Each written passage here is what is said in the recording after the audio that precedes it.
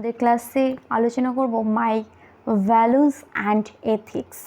আমরা প্রত্যেকেই ভ্যালুজ মানেও জানি, আশা করি এথিক্স মানেও জানি। এথিক্স মানে কি?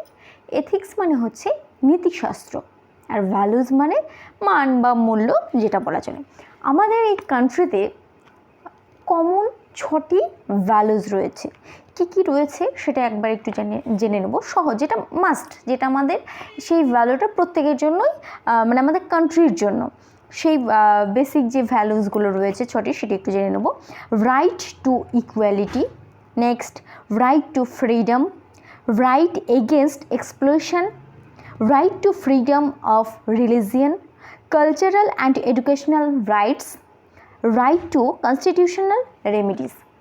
এই যে 6টা ভ্যালুস রয়েছে, বেসিক ভ্যালুস, এটা হচ্ছে নর্মাল, এই ভ্যালুসগুলো লাগে আমাদের প্রত্যেকের ক্ষেত্রে, এই ভ্যালুসগুলো প্রয়োজন। আমরা প্রত্যেকেই এই ভ্যালুসগুলোর সম্মুখীন হই বা প্রত্যেকের মাঝেও দেখতে পাই।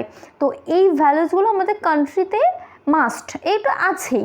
এছাড়াও কী কী ভ্যালুস আছে, কী কী এথিক্স আছে, সেই বিষয়ে আমরা আলোচনা করব। আচ্ছা, এইবার যাই এথিক্স।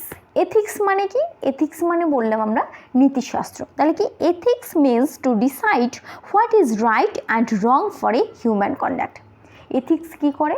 ডিসাইড করে মানুষের কোনটা করা সঠিক, কোনটা ব্যাঠিক, মানে কোন কাজটা করলে সঠিক কাজ করা হবে এবং কোন কাজটা করলে সেই কাজটা ঠিক হবে না বা সঠিক হবে না, বেঠিক হবে, সেটাই কিন্তু আমরা এথিক্সের মাধ্যমে জানতে পারি।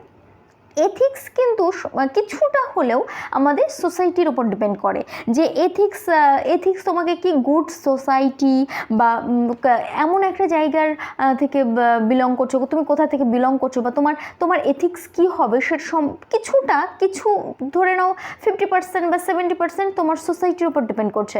যেখানে মানুষ সেফ ফিল করবে, যেখানে মানুষের ব্যবহারে এথিক্স থাকবে, ব্যবহারের মধ্যে রেসপেক্ট থাকবে, সেখানে যে সমস্ত আশেপাশে যারা, সেই সোসাইটিতে যারা থাকবে, তাদের বলা চলে প্রত্যেকের মাঝেই এথিক্স, কিছু মিনিমাম এথিক্স কিন্তু তাদের মধ্যে থাকবে।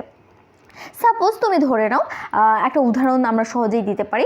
কোনো একটা বাসে যাচ্ছ, তোমার পাশে একজন বসে আছে, তিনি মিস্টেক করে বা ভুল করে তার ফোনটা তোমার পাশে ফেলে চলে গেল।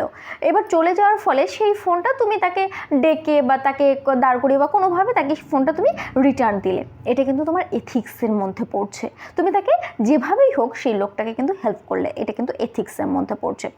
এবার দেখা গেল কাউকে কোথাও ধরে মারা হচ্ছে বা কাউকে বিট্রে করা হচ্ছে, তুমি তাকে প্রহার করতে থামালে বা সেই জায়গাটাকে তুমি তাকে হেল্প করলে। হ্যাঁ, অবশ্যই তোমাকে জানতে হবে যে সে সঠিক না বেঠিক, কেন তাকে মারধর করা হচ্ছে, সেটা তোমাকে জানতে হবে।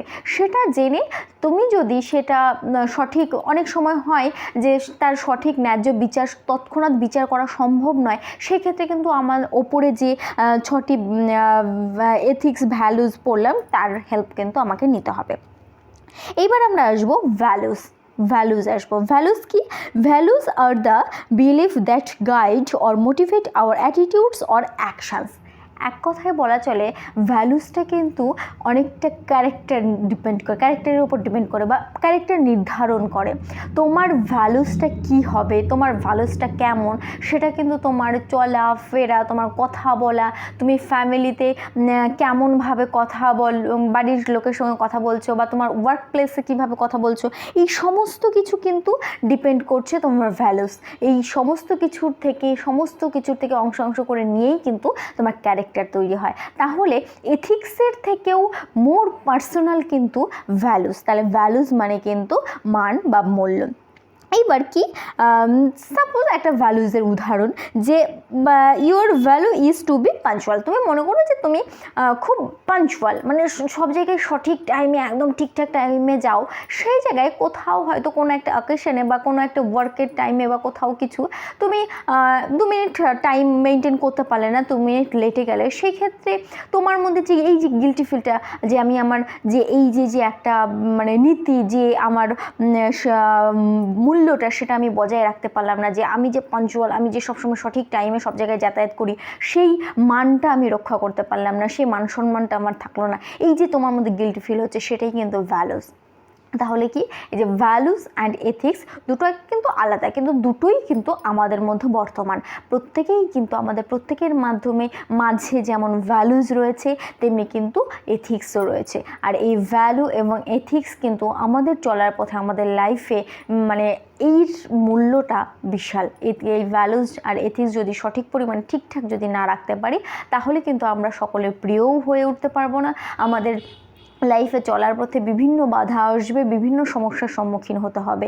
এই জন্য আমাদের লাইফে যদি সঠিকভাবে চলতে হয়, যে কোনো ওয়ার্ক প্লেস বলো, স্টাডি বলো, ফ্যামিলি বলো, প্রত্যেকটা জায়গায় যদি আমাদেরকে সাকসেসফুল হতে হয়, আমাদের নিজেদেরকে ইউনিক হিসেবে প্রেজেন্ট করতে হয়, তাহলে কিন্তু আমার ভ্যালুস এবং এথিক্স দুটোই কিন্তু ঠিক রাখতে হবে।